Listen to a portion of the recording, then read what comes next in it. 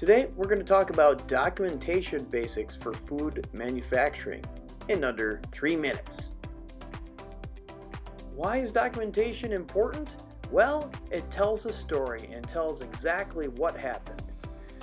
But anyway, some people are going to be reviewing this information, so they want to know what happened, who completed the task, when it was completed, and how it was completed, and sometimes why it was completed.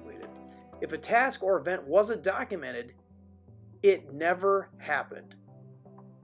Alright, documentation is important. What do we have to do to complete good documentation?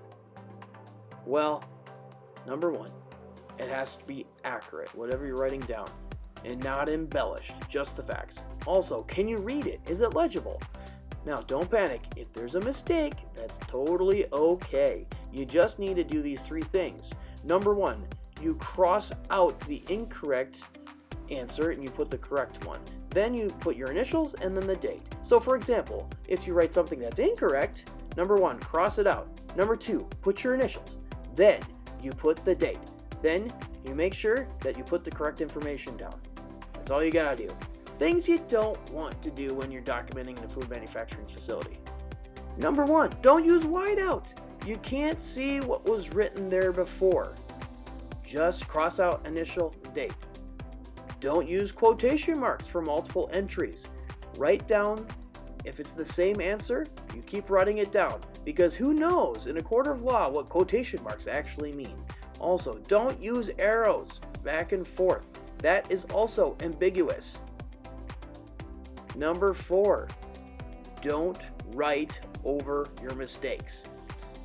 You may think that you're saving time, but in the long run, if you're writing over things, it's not very legible.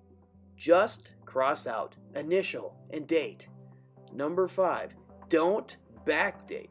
Information needs to be accurate and in real time. This will help with investigations if this is correct information. We just want to know the truth and the facts. Don't black out incorrect information. This is the same exact reason for why you don't use whiteout. One other thing to mention is you don't want to use pencils, and that's because when you're using a pencil, it can be erased. We want to keep as much data there as possible to help figure things out later, because we don't want to hide anything. Which leads me to my last important point.